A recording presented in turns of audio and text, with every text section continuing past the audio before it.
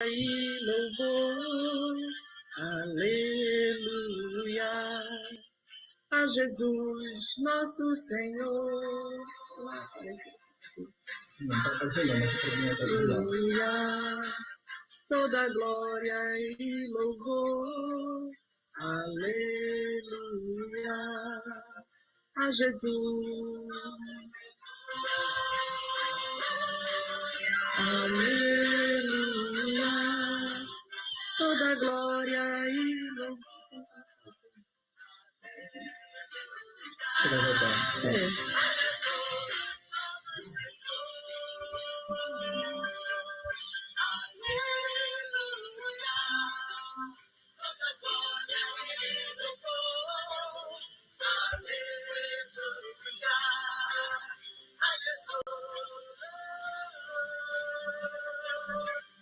Nosso Senhor.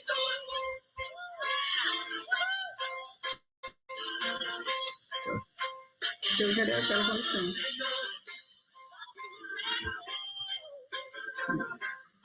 Não está passando, isso aqui é para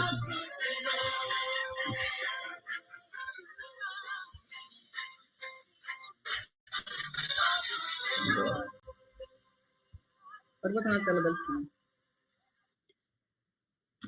Jesus é a rocha eterna, a pedra angular.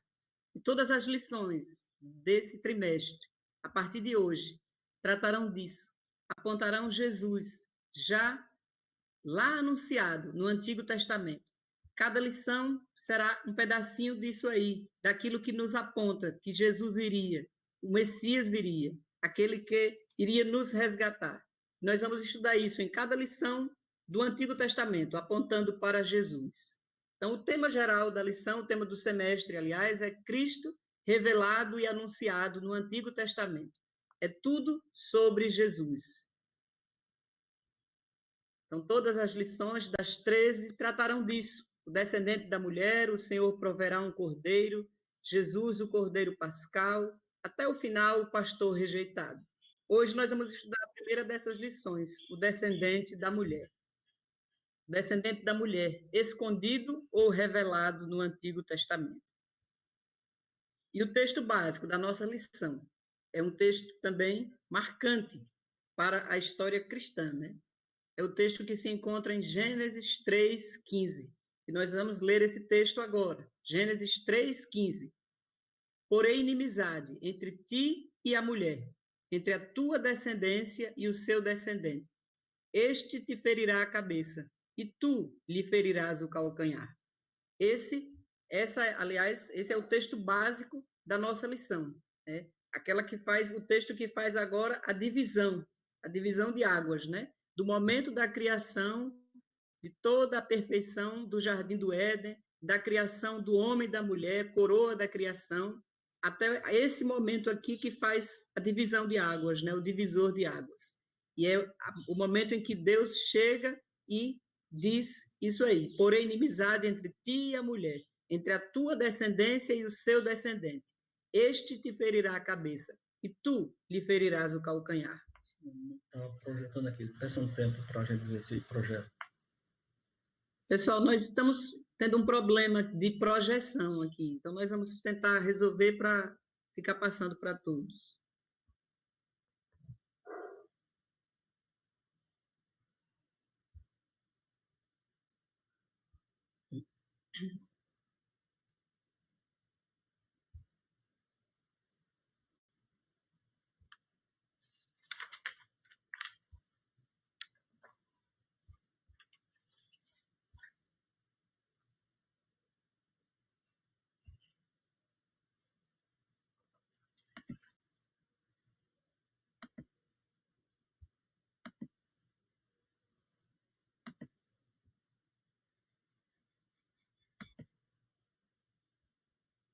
Aplicação, né?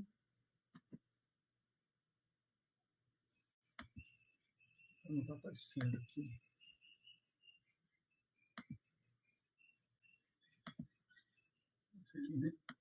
Uhum.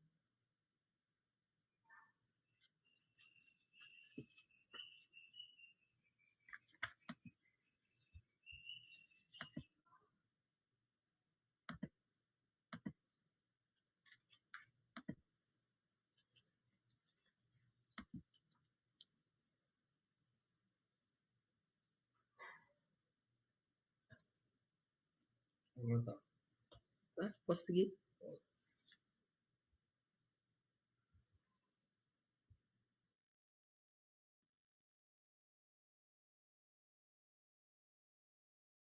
Esse é o texto básico, irmãos, esse que nós lemos, né? Gênesis 3:15. Mas nós vamos ler alguns versículos anteriores, do versículo 6 em diante. Vendo a mulher que a árvore era boa para se comer, agradável aos olhos e árvore desejável para dar entendimento, tomou-lhe do fruto e comeu, e deu também ao marido, e ele comeu. Abriram-se então os olhos de ambos, e percebendo que estavam nus, coseram folhas de figueira e fizeram cintas para si. Quando ouviram a voz do Senhor Deus, que andava no jardim pela viração do dia, esconderam-se da presença do Senhor Deus, o homem e sua mulher, por entre as árvores do jardim. E chamou o Senhor Deus ao homem e lhe perguntou: Onde estás? Ele respondeu: Ouvi a tua voz no jardim, e porque estava nu, tive medo e me escondi. Perguntou-lhe Deus: Quem te fez saber que estavas nu? Comeste da árvore de que te ordenei que não comesses? Então disse o homem: A mulher que me deste por esposa, ela me deu da árvore, e eu comi. Disse o Senhor Deus à mulher: Que é isso que fizeste? Respondeu-lhe a mulher: A serpente me enganou, e eu comi. Então o Senhor Deus disse à serpente: Visto que isso fizeste, maldita és entre todos os animais domésticos, e o és entre todos os animais selváticos. Rastejarás sobre o teu ventre, e comerás pó todos os dias da tua vida. Porém, inimizade entre ti e a mulher, entre a tua descendência e o seu descendente. Este te ferirá a cabeça, e tu lhe ferirás o calcanhar. E a mulher disse: Multiplicarei sobremodo os sofrimentos da tua gravidez. Em meio de dores darás à luz filhos. O teu desejo será para o teu marido, e ele te governará.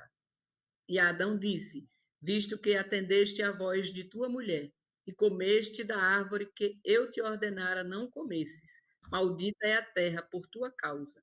Em fadigas obterás dela o sustento durante os dias de tua vida. Vamos ler até aí apenas. Então, texto básico com um pouco do contexto, para que nós possamos entender melhor ainda. E aí vem a pergunta, né? Por que devemos estudar essa lição? Né? Por que devemos estudar essa lição?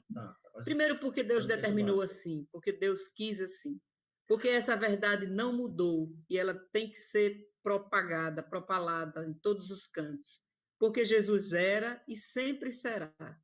Né? Então, nós devemos sempre estudar essa lição e transmitir basicamente por esses detalhes. Né?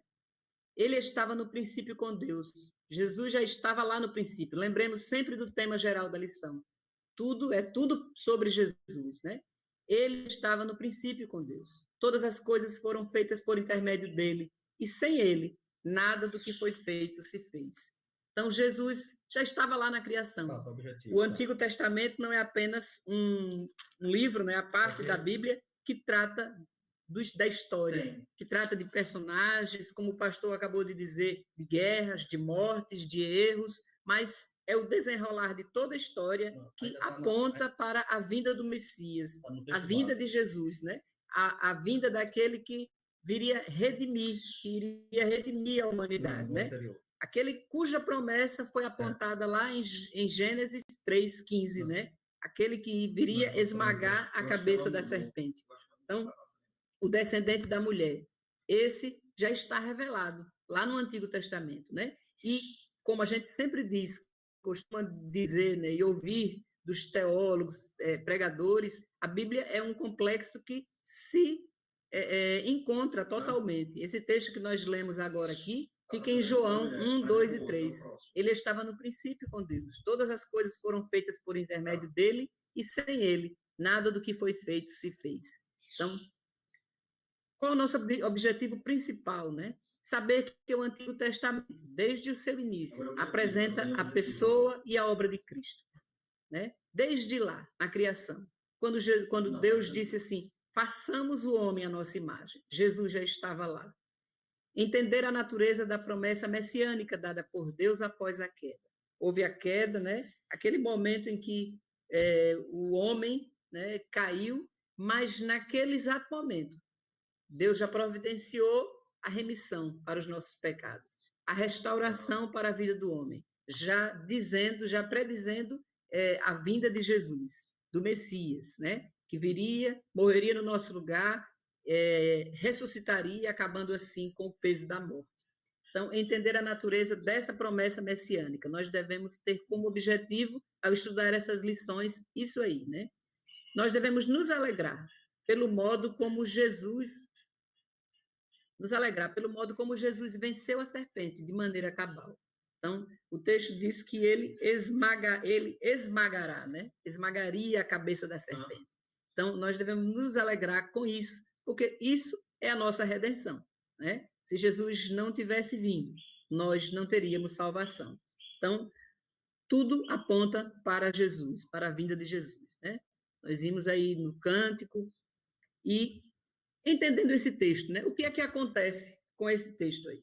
Quando diz assim,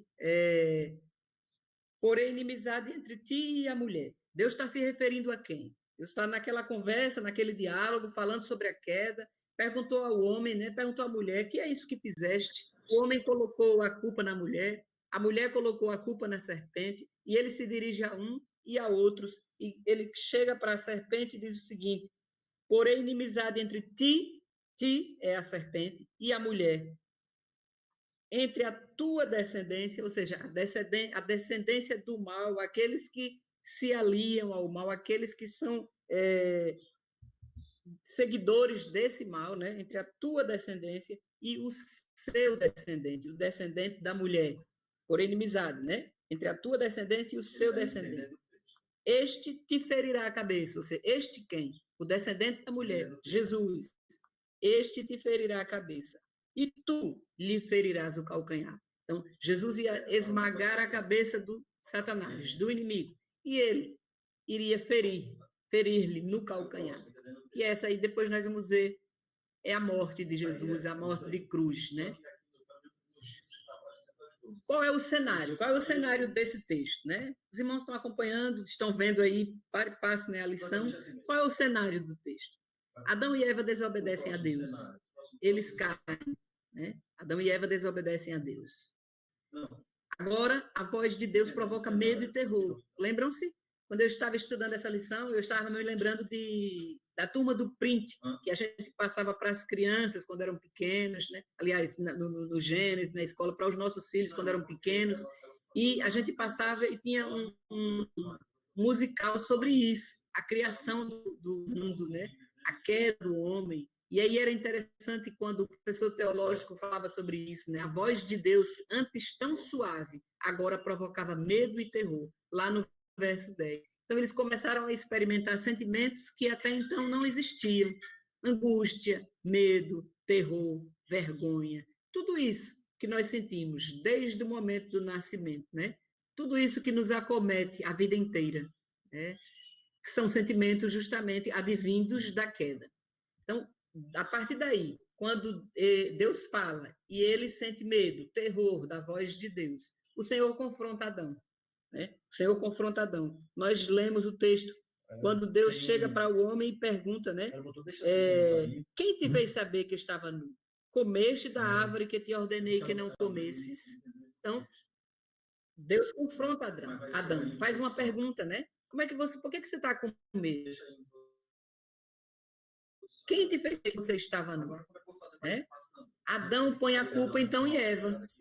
Ou seja, características, sentimentos próprios já de um mundo caído, já de pessoas que não estavam mais desfrutando do paraíso, desfrutando de toda a pureza, de toda a perfeição do paraíso. Eram pessoas que já estavam vivendo de acordo com aquilo que nós conhecemos até hoje. Nós vivemos no mundo, né? Nós vivemos de modo que nós temos desconfiança das pessoas, nós temos medo, nós somos maliciosos, nós sentimos inveja. Então, Adão já estava passando por tudo aquilo. Ele sentiu medo, sentiu terror, aí ele pôs a culpa na esposa, pôs a culpa em Eva, naquela com que Deus lhe presenteou e que na hora disse assim, que ele se alegrou na hora em que Deus colocou Eva ao seu lado, né? Agora tem uma que é osso dos meus ossos, carne da minha carne, né? Vou lhe chamar de mulher, porque do homem ela foi tirada. Então, toda aquela alegria, todo aquele gozo, aquele sentimento de proteção, de comunhão plena, total e perfeita, já havia se acabado aqui, quando um joga a culpa no outro. Nesse momento, Eva põe a culpa na serpente, né? Adão coloca em Eva, Eva coloca na serpente. Aí chega a hora em que Deus coloca diante da serpente, joga para a serpente a primeira imprecação, né? Ele amaldiçoa a serpente. A gente pode perceber já nesse texto, de acordo com o articulista da lição, como ele nos conduziu, a gente percebe que a maneira como Deus fala com Adão e a maneira como Deus fala com Eva já é diferente da maneira como Deus fala, como Deus interpela a serpente, né? Ao homem e à mulher, Deus confronta, Deus pergunta, Deus fala de forma até mansa ainda. A serpente, ele amaldiçoa. O Senhor faz, naquele momento, uma promessa redentiva, que é essa que nós lemos aí em Gênesis 3,15. Por inimizade entre ti e a mulher, entre a tua descendência e o seu descendente, este te ferirá a cabeça e tu lhe ferirás o calcanhar. Não houve um plano, um momento em que Deus dissesse assim, agora eu não sei mais o que fazer. Formei um mundo, fiz um mundo, criei um mundo tão perfeito, coloquei um homem e a mulher, e agora eles fizeram tudo que eu não queria que fizessem, e vou deixar aí um pouquinho, vou ver o que é que eu faço, vou pensar, vou deixar de castigo, né? Não, naquele mesmo momento, Deus já fez a promessa redentiva. Então, na introdução, nós podemos ver o seguinte, muitas vezes, nós lemos o Velho Testamento apenas como uma forma moralista, e temos dificuldade de enxergar que nele está toda a revelação acerca de Jesus Cristo. Nós lemos apenas como histórias que aconteceram, como o pastor Lucas acabou de dizer, né? Momentos de queda do homem, guerras, vitórias, criação de lugares, de algumas nações, né? Guerra entre as nações, e esquecemos de enxergar esse lado, que, na verdade, tudo aponta para Jesus, né? Tudo aponta para Jesus. E se nós dermos continuidade a esse pensamento, assim, na linha do tempo, nós vamos ver que toda a história, não apenas lá o que foi revelado no Velho Testamento, mas a nossa história hoje, a nossa vida hoje, todas as coisas apontam para, primeiro, retirar de Jesus a glória, né? Todas as coisas que eu digo assim, as coisas que são contrárias, né? Retirar de Jesus a glória, retirar de Jesus o senhorio, retirar a ideia de adoração apenas para Jesus. Se nós observarmos, vemos as religiões que surgem, algumas seitas que surgem, o objetivo é tirar de Jesus toda a glória exclusiva para ele. Então, a história continua acontecendo, nós vamos vendo esses fatos, né? No primeiro tópico, nós tratamos, né, a lição trata de a promessa do descendente, né? Qual é o cenário nisso aí? O texto trata da queda, né? Adão e Eva desobedecem a Deus e aí vem a queda. Eles caem, né? Eles caem e o Senhor busca por eles. Quando o Senhor, na virada do dia, começa a procurar por eles, buscar, claro que Deus sabe, né? Mas Deus começa a chamar o nome de um, de outro, chamando, procurando, buscando por ele. Eles tentam repassar a culpa um para o outro, né? O Senhor chama a atenção deles, mas de forma mansa, né? Por que é que fizeste isso? O que é isso que tu fizeste? Por que é que você fez isso, Eva, né? O Senhor não questiona, porém, a serpente. Ao homem e à mulher ele questiona, pergunta o que foi, por que é que eles fizeram aquilo, por que é que eles estavam, quem foi que fez com que eles vissem que estavam nus? Ele faz perguntas, né? Vai conduzindo, como a gente vai conduzindo às vezes um diálogo com um filho, uma criança, para que ele perceba o erro. Nós vamos fazendo perguntas, dizendo aqueles pais de verdade, né? Mães piedosas, pais piedosos, eles vão conduzindo de maneira que a pessoa perceba o erro, né? O Senhor não faz isso com a serpente.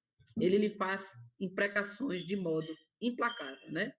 Ele já diz assim, tudo, ele amaldiçoa, diz tudo que iria acontecer com ela, né? E aí vem a promessa do descendente ainda. Quando nós vemos essa expressão, né? Para alguns irmãos talvez seja uma expressão nova, para outros tantos, com certeza, já é de conhecimento, né? Que é essa expressão proto-evangelho, né? Esse texto aí, Gênesis 3,15, é o primeiro evangelho que surge, a mensagem que aponta para o Messias. Quando ele diz, porém, inimizade entre ti e a mulher, entre a tua descendência e o seu descendente, este te ferirá a cabeça e tu lhe ferirá o calcanhar. Então, é o proto-evangelho, é o primeiro anúncio, né, do evangelho das boas novas, de que viria um Messias, né? Uma observação interessante, né, que eu já ia até passando, é dizer o seguinte, que essa inimizade, né, por inimizade entre ti e a mulher, a inimizade que surge naquele momento em que Deus diz aquilo ali, é justamente a inimizade que é gerada pelo arrependimento. O arrependimento da mulher gerou a inimizade. O arrependimento gera a inimizade. Nós somos inimigos do mundo, nós somos inimigos do Satanás, nós somos inimigos daquele que é contra o nosso Senhor. Por quê? Quando caímos, quando pecamos, quando erramos, aquilo gera arrependimento no nosso coração e nos torna inimigos. Nós não somos aliados dele. Nós não queremos andar junto com ele.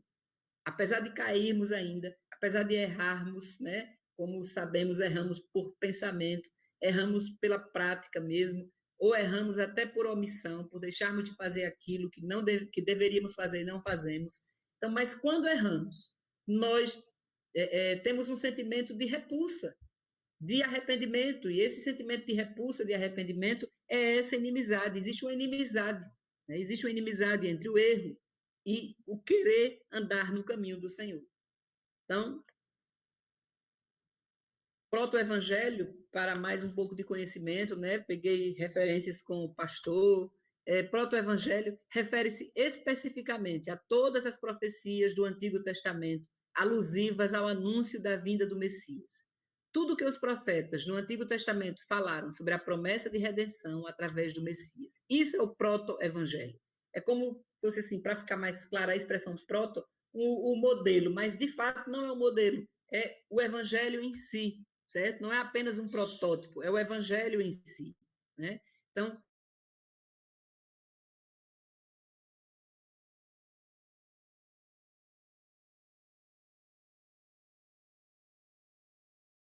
a mensagem aponta para a vinda do Messias. Peguei essa dica com o pastor Emanuel, né? Então, essa mais assim, mais clara um pouquinho para a gente entender melhor. Então, proto-evangelho é isso, irmãos. A promessa cumprida em Jesus, né? A promessa cumprida em Jesus. A promessa foi cumprida quando Jesus, na plenitude do tempo, e nascido de uma mulher, tomou o lugar de Adão, triunfou sobre a tentação do diabo, expulsou demônios, curou enfermos, morreu na cruz a fim de expiar o pecado e derrotou a morte por meio da sua ressurreição. Então a promessa foi cumprida lá em Jesus. Agora, voltando um pouco ao nosso texto básico, quando Deus diz assim, por inimizade entre ti e a mulher, entre a tua descendência, né? E a mulher, multiplicarei sobremodo os sofrimentos da tua gravidez. A Adão, ele diz que dará luz, em meio de dores dará luz filhos, o teu desejo será para o teu marido. E ele vai dizendo, né? Coisas desse tipo. Naquele momento, Eva toma para si aquela coisa de ter filhos, de gerar, e de que da mulher iria sair aquele que esmagaria a cabeça do diabo, a cabeça da serpente. Então, ela toma para si aquilo. Tanto é que quando nasce Caim, né, quando nasce lá o filho, ela, daquele momento em diante, cada passo, né, a saga de toda a história do Antigo Testamento, então, ela se lembra daquilo que Deus disse, que ela daria luz e que o filho esmagaria, e ela tem até pensa, né, que poderia ser o descendente específico, assim, os descendentes dela, o filho dela. Eva atentou para as palavras do Senhor. E quando Caim nasceu, ela disse, adquiriu um varão com o auxílio do Senhor. Eva pode ter imaginado que aquela criança era o descendente prometido, aquele que esmagaria a cabeça da serpente. Infelizmente, as suas esperanças em relação a Caim foram frustradas, né? Caim foi aquele que cometeu o primeiro homicídio. Caim matou Abel, né? Então, Caim o fratricídio, né? Que é a morte do irmão. Então, infelizmente, mas havia uma expectativa, porque houve uma promessa. Teu descendente esmagará. Então, na promessa, Deus disse que o descendente da mulher esmagaria a cabeça da serpente, e a serpente lhe feriria o calcanhar. A história da redenção mostra como o inimigo sempre intentou destruir a semente da mulher. Então, se nós começarmos a pensar que tudo aponta para Jesus e que havia por trás disso aí aquilo que foi precado contra dito contra a serpente, daí em diante o inimigo tinha um objetivo. Assim como Deus disse que viria aquele que esmagaria sua cabeça, ele tinha o objetivo de destruir tudo que pudesse parecer, ou tudo que pudesse apontar para essa redenção. A promessa cumprida em Jesus. O que segue a partir de Gênesis 3,15 é a saga, a história da poderosa salvação de Deus em seu Filho, o descendente da mulher. E nas lições seguintes, nós veremos como isso se dá ao longo de todo o Antigo Testamento. Então, à toa, não é coincidência, não é acaso. Tudo aponta para a vinda de Jesus. Na promessa, Deus disse que o descendente esmagaria a cabeça da serpente, e a serpente lhe feriria o calcanhar. A história da redenção mostra como o inimigo sempre quis destruir a semente da mulher. Todo mundo está ligado, né, pessoal? É meio estranho mesmo a gente ficar sem se ver, ficar sem ter um feedback da turma, um retorno, sem saber como é que está sendo, né? Eu não estou nem me vendo, estou só passando os slides. Mas a promessa é essa, e a história da redenção mostra como o inimigo sempre quis destruir a semente. Lembremos disso que eu acabei de falar, o nascimento de Caim, a expectativa de Eva em achar que aquele poderia ser fruto daquela promessa do Senhor que viria e esmagaria a cabeça da serpente, e como a história de Caim foi o contrário disso tudo, né? A expectativa, a esperança se destruiu totalmente. Caim virou um assassino, né? A promessa cumprida em Jesus. Então, aí eu venho narrando assim alguns pouquíssimos fatos, né? Porque depois nós veremos nas lições seguintes. Foi assim com o assassinato de Abel. O inimigo tentando sempre acabar com a semente da mulher. Foi assim com o assassinato de Abel. Foi assim com o decreto de Faraó em relação aos bebês dos hebreus. Lembram-se lá, né? Era para matar todos aqueles meninos. Assim que eles nascessem, eles seriam mortos. Porque existia uma promessa, existia uma história contada, existia já lá predito que viria o Messias, que salvaria, né, todos aqueles que nele crescem, e que ele viria morrer no lugar dos homens, no lugar da humanidade, que ele viria resgatar a promessa redentiva. Então, com o decreto de Faraó em relação aos bebês dos hebreus, matar todos os bebês que nascessem.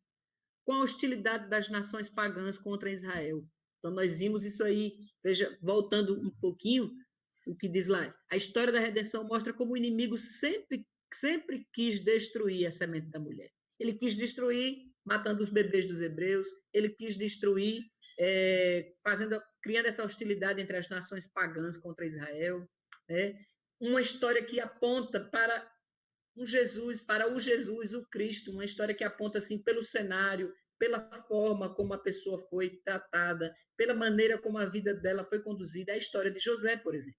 Então, nada é à toa. A história de José nos aponta que viria aquele, né? José foi vendido, José foi traído, José foi humilhado, José foi preso, né? José teve a possibilidade, a chance de revidar tudo aquilo, e ele teve uma atitude de resgate para com seus irmãos, para com toda a sua família. José serviu como governador do Egito, serviu como um meio de prover a vida para tantas pessoas naquele momento de fome, naquele momento de escassez. Então, a vida de José aponta As crianças com Herodes. É uma vida, né, que aponta para a vida de Jesus. As crianças, né, lá na história de Herodes, né, as crianças que foram mortas também. Então, tudo aquilo aponta para o Jesus que viria, né? Antes da conclusão, a gente tem aqui mais um pouquinho para falar sobre... Interessante. Um detalhe interessante. Nesse diálogo aí entre Jesus, Adão, Eva e o que ele fala com a serpente, né? Naquele momento ali, apesar de Deus dizer à mulher que com dores ela ia ter filhos, apesar de ele dizer ao homem que do suor da terra ele ia produzir, que a terra iria dar cardos e abrolhos, ele diz tudo isso. Mas o que é que a gente sabe também sobre isso aí? As dores de parto eram os meios de se chegar à libertação também, porque ele disse que da mulher nasceria aquele que viria resgatar, aquele que esmagaria a cabeça da serpente. Então, para quem é mãe, para quem já passou pelo parto, sabe, né, toda essa história assim de que é a maior dor, mas que traz no mesmo momento a maior alegria, que traz o maior alívio, né? Na hora que a criança acaba de nascer, que acaba o parto, que ela passa por toda aquela dificuldade, é a maior alegria que existe. Então, é em meio a dores, mas em meio a dores que sabia que seria a promessa cumprida daquele que viria para esmagar a cabeça da serpente. Então, é como se o que Deus disse, como uma forma de talvez de castigo, né? Em meio a dores, mas esse castigo foi mitigado, esse castigo foi amenizado, porque seria através da mulher que nasceria, através dessas dores, através desse sofrimento, que nasceria aquele que esmagaria a cabeça da serpente. Então, é como se aquela fala de maldição, né, de imprecação, fosse amenizada. Né? E ao homem, o que é que acontece? Quando diz que do suor do seu rosto ele vai trabalhar, etc, etc. Mas o trabalho também é o quê? O trabalho é um meio de se prover, é um meio da provisão, é um meio de tornar a vida frutífera, de tornar a vida útil. Então, não é uma maldição, não é uma coisa que a pessoa... Deus transformou aquilo ali. Ele vai trabalhar, ele vai suar, mas é o trabalho que liberta também, nesse sentido, né? Liberta porque a pessoa produz, a pessoa frutifica, produz frutos, etc. Então, é como se aquilo que ele disse à mulher e ao homem fosse amenizado pela graça dele já, pela graça do Senhor já. Né? Então, a promessa cumprida em Jesus, né? É ele quem vem cumprir todos esses detalhes que foram colocados lá em Gênesis 3:15. Qual é a conclusão dessa lição, que na verdade é um panorama, né? É um panorama apresentando esse cenário geral para todas as demais lições que vão apontar passo a passo daquilo que seria a vinda do Messias, do Redentor. Então, nós fomos representados por Adão no Éden. Lá na conclusão nós vemos isso. Nós fomos representados por Adão no Éden. Quem não já ouviu alguém dizer assim: eu não acho justo isso, eu não estava lá, não fui eu quem pequei, eu não pequei, eu não sou Adão nem sou Eva, eu não fiz nada daquilo, e agora toda a humanidade sofre por causa daqueles dois. Quem nunca ouviu isso aí? Então, tem uma observaçãozinha interessante, veja só. Quem não se identifica com a queda de Adão, também não se identifica com a remissão de pecados providenciada por Jesus. E isso é muito perigoso. Porque nós não vamos mudar a história. Nós não temos nenhuma capacidade, nenhuma condição de mudar a história. A história foi essa. Né? Deus criou o homem, Deus fez o mundo, Deus fez tudo perfeito, Deus fez um paraíso, Deus colocou o homem e a mulher lá. Esse homem e essa mulher, a raça humana, falhou, pecou. E nós somos a raça humana.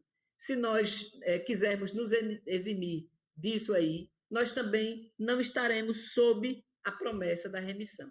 Porque se não nos identificarmos, se não nos identificarmos como pecadores, não confessarmos que somos pecadores, nós não vamos querer procurar a providência da cura, da salvação disso aí. O que a gente ouve muitas vezes? Que o maior problema da pessoa que tem uma doença ou que tem um problema, né, um problema psicológico, psíquico, é enquanto ela não admite que tem. Se ela não admite que tem, ela está muito distante da cura. Porque a partir do momento que você não admite que tem um problema, você não busca nenhuma solução para ele. Então, muitas pessoas não admitem que estão sob essa coisa do pecado, que estão sob essa história do pecado. E aí, elas também não buscam a solução, acham que não precisam de Jesus, se colocam numa situação de independência, né? Eles são independentes, são autossuficientes, elas mesmas buscam a maneira de providenciar, de prover, né, suas dificuldades e necessidades psíquicas, emocionais, espirituais, né? E aí a gente vê tantas coisas que são inventadas, né? Quando as pessoas se cumprimentam, assim, a luz que há em você, que a luz que venha para mim, alguma coisa desse tipo. Quando as pessoas buscam no sol, na lua, nas estrelas, né, a solução. Quantas pessoas buscam na alimentação, na maneira correta de se comportar, de viver, de se alimentar, achando que pronto, se eu faço tudo isso, eu sou uma pessoa do bem e pronto, eu não tenho nenhum problema. Mas nós sabemos que não é assim. Nós não somos apenas corpo, nós não somos apenas corpo e emoção, nós temos um espírito. Nós somos criados com o fim e o objetivo de louvar e adorar e buscar a Deus, e essa parte fica faltando. Há um vazio nisso aí, enquanto nós não nos conscientizamos, enquanto nós não entendemos, né, que nós somos filhos dos nossos primeiros pais, Adão e Eva, caíram, erraram, erraram o caminho, e nós, a partir daquele momento, né, nós precisamos da redenção. E a redenção só existe em Jesus. A redenção só há em Jesus. Então, o texto básico que nos diz que porém inimizade entre ti e a mulher, entre a tua descendência e o seu descendente, é o divisor de águas na história do homem, na história da humanidade, né? A partir daquele momento, a partir da queda, não havia mais uma consciência em paz, uma consciência tranquila, uma consciência livre, né? Naquele momento, vocês viram, o homem passou a ter medo, passou a ter vergonha, passou a sentir terror, passou a querer colocar a culpa no outro, passou a não assumir os seus erros. Então, tudo isso que nos acomete até hoje, né?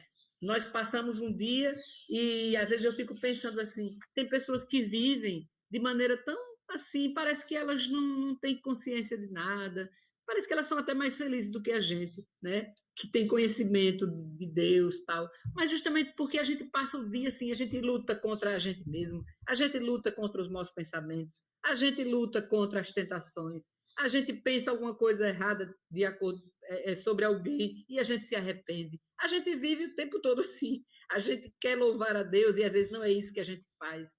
Às vezes a gente quer agradecer a Deus pelas bênçãos, mas a gente passa um dia mais murmurando, reclamando. Então, nós vivemos em constante luta. É uma luta constante, justamente porque existe uma inimizade entre nós e o inimigo das nossas almas, o Satanás.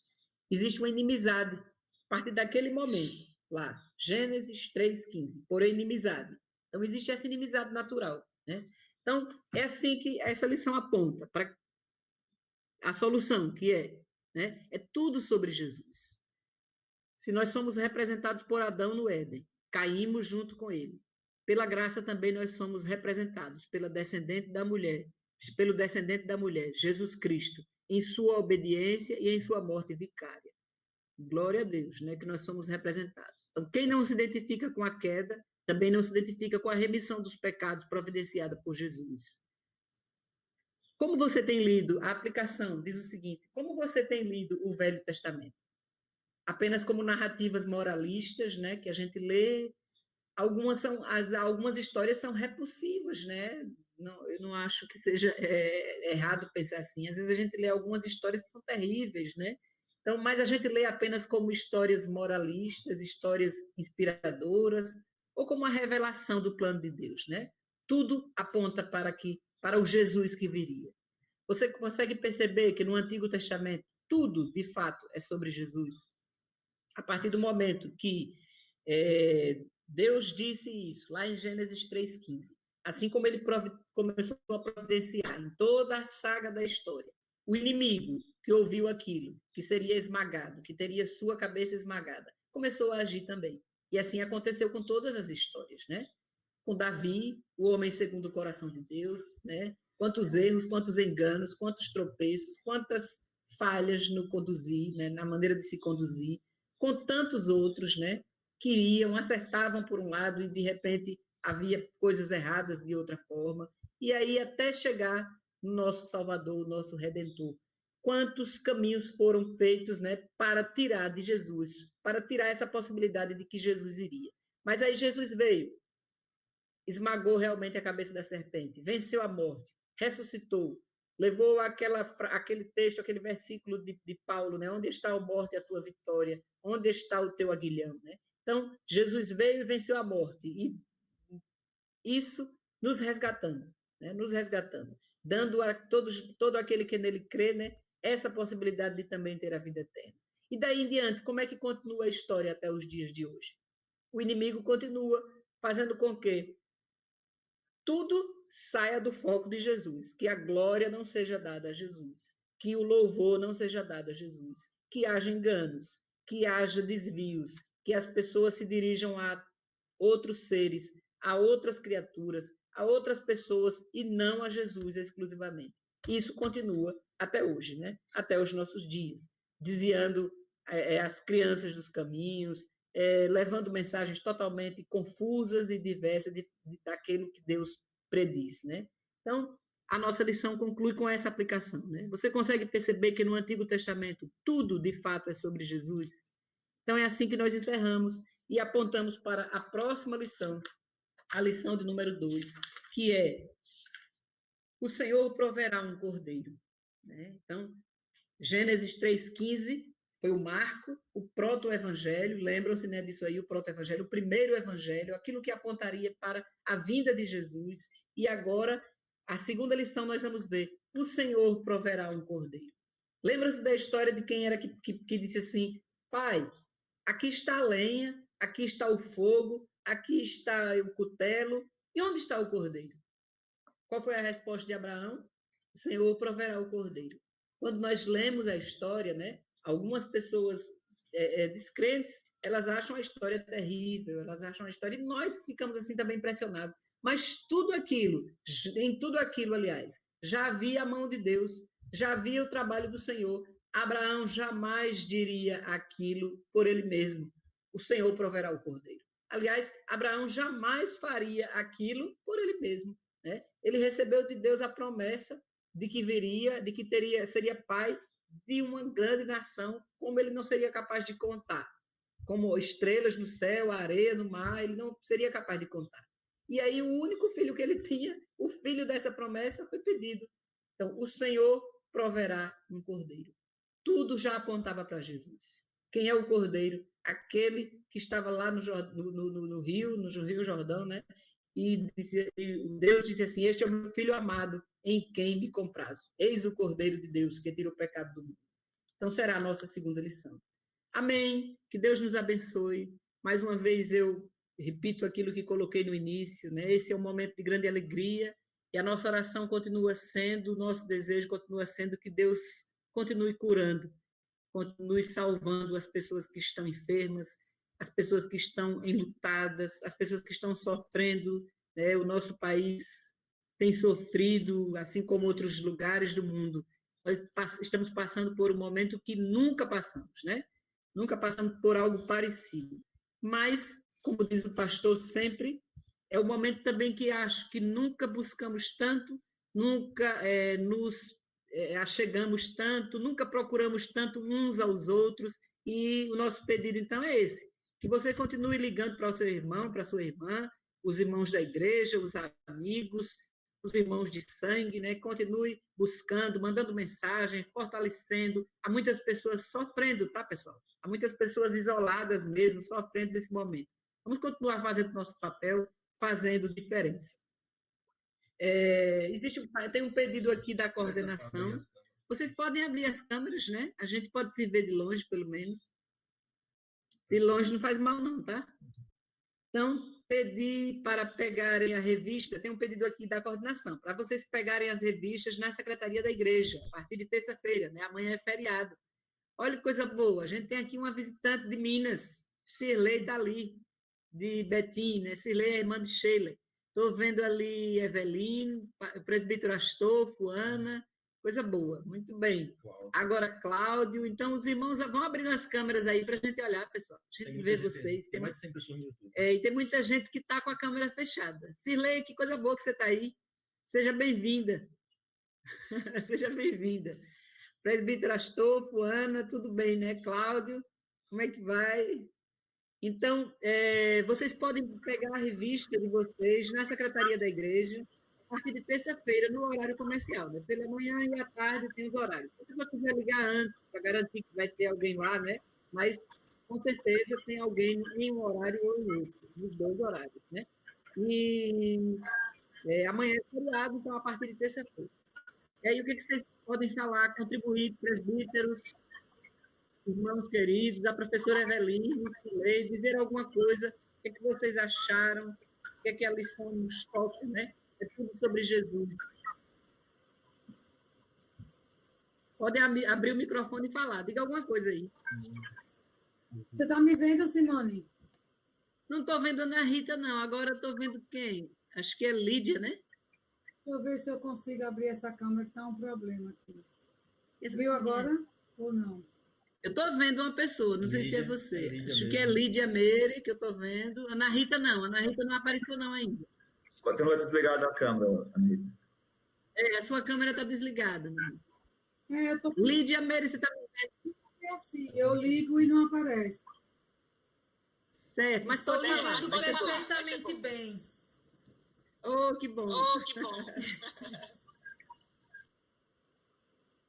Estou lhe surpreendendo. Sempre você surpreende, minha querida. Deus lhe abençoe. Amém.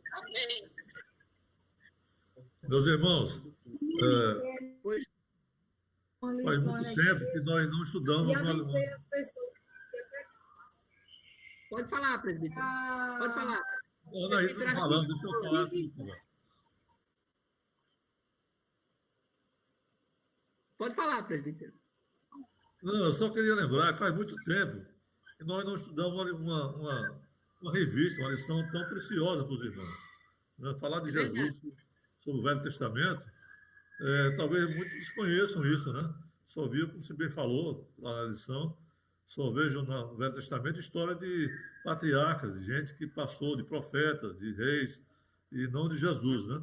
E é a oportunidade ímpar que nós temos de conhecer a Bíblia como um todo.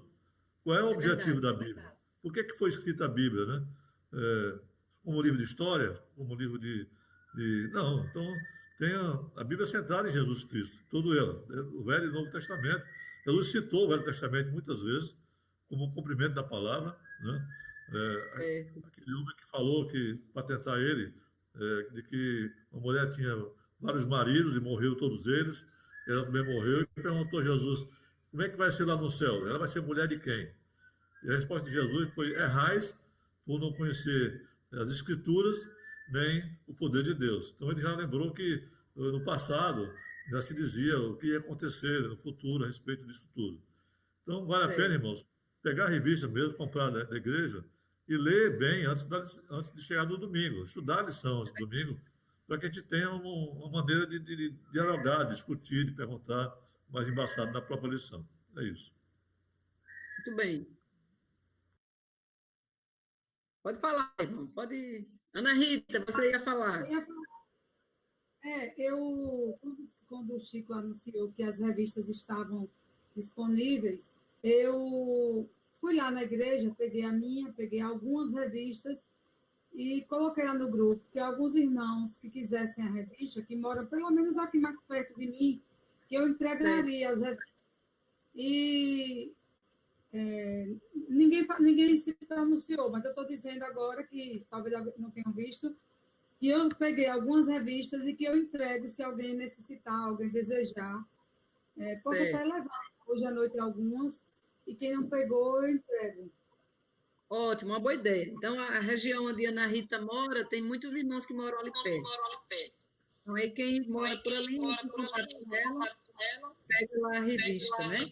Essa lição é muito interessante. O Senhor proverá um cordeiro. E aí, como o presbítero falou, vamos ver que a história de Abraão para Jesus. Se era possível deixar disponível o pessoal que vai hoje, né, para o culto, porque vão muitas pessoas. Eu acho que deixar disponível lá a lição para algumas pessoas que queiram. Eu me comprometo. Sim, eu acho que a secretaria à noite estará aberta e os irmãos podem pegar, né? Cláudio, quer falar alguma coisa? Você é o coordenador da técnica? Não, eu quero parabenizar, Simone. Realmente a explanação, muito boa essa explanação. Né? É um tema realmente muito bom de ser estudado na nossa igreja. Né? Tá, parabéns aí também à diretoria aí pela escolha do tema para esse semestre.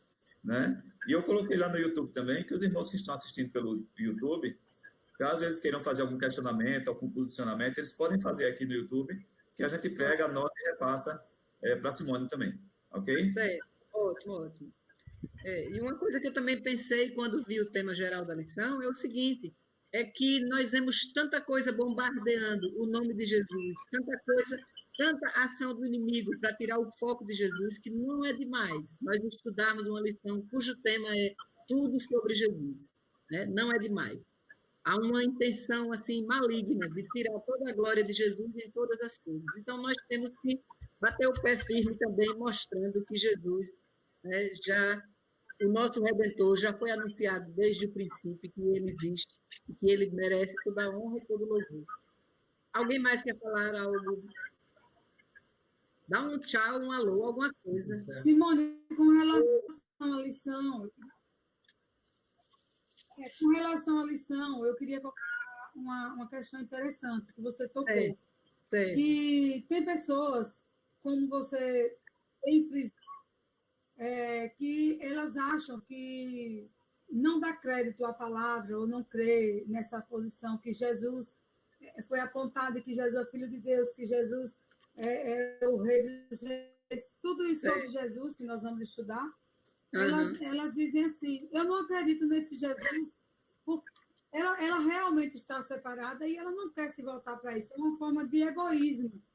Não crer, não querer crer em Jesus, não querer crer na palavra, é uma forma de não reconhecer que é pecador, né? Não reconhecer que ele está separado de Deus. É uma pessoa que está separada. Então, eles não querem crer. Eu tenho um amigo que ele diz isso. Eu não creio nesse negócio de Bíblia, não, aí que você fala. Eu creio que tem uma força superior que comanda tudo e que tem um ser que comanda. Então, tem um ser que comanda, eu não tenho compromisso, eu não tenho que me arrepender, me reconhecer pecador. É uma forma de você estar isento da culpa do pecado. É isso? E eu tenho conversado com a pessoa pedindo misericórdia a Deus, que me dê discernimento. E quando eu coloco alguma coisa que fala sobre Deus, alguma mensagem, essa pessoa diz assim, você sabe que eu não creio nisso, né? Isso é uma coisa indiferente para mim. Então, sempre tem essa posição, mas não me proíbe de falar, né?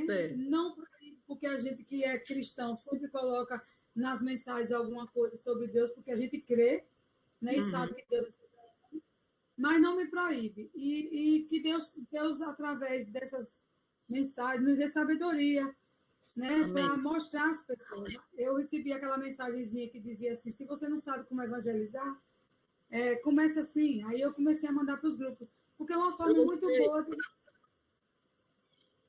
Como é? Eu gostei, eu também, eu já copiei aquilo. É interessante aquela mensagem, porque é uma forma de você abordar na sua crença de que forma você pode se chegar a eles. E muita gente não sabe como se chegar, né? É verdade. Mas realmente é egoísmo humano, né? Não reconhecer, é egoísmo, não se render. Exatamente. Já é uma ação do inimigo, né? Já é uma ação do inimigo, de tirar, né, a possibilidade de o homem querer se render a Jesus, né? Mas a gente sabe também que quem faz a obra de conversão é o Espírito Santo. Ele nos convence do pecado, do perigo, da morte e do juízo. E aí ele age. E aí não tem como. Né? Quando ele quer vir, não tem como. Então é isso, irmãos. À noite, às 18 horas, nós estaremos novamente no culto, né? Pela primeira vez também o culto noturno presencial, seguindo todas as recomendações da saúde, né, da segurança. Alguns irmãos já ligaram para a igreja, deram nome, preencheram a agenda, né, aqueles que irão. A igreja está com os bancos devidamente separados, com todo o aparato de higienização das mãos, de entrada, né?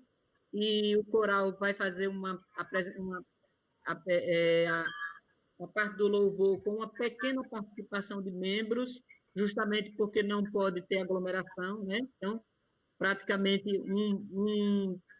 de cada naipe, né? Uma pessoa de cada voz, soprano, contralto, tenor, etc. Iremos cantar, como vocês viram também pela manhã, agora pela manhã. Os irmãos cantaram com máscara, nós vamos cantar com máscara também, né? E aí, seguindo toda a recomendação, né? Sanitária, médica, etc. E para nós que estamos aqui, né? Não estamos fazendo isso apenas pro forma, tá, pessoal?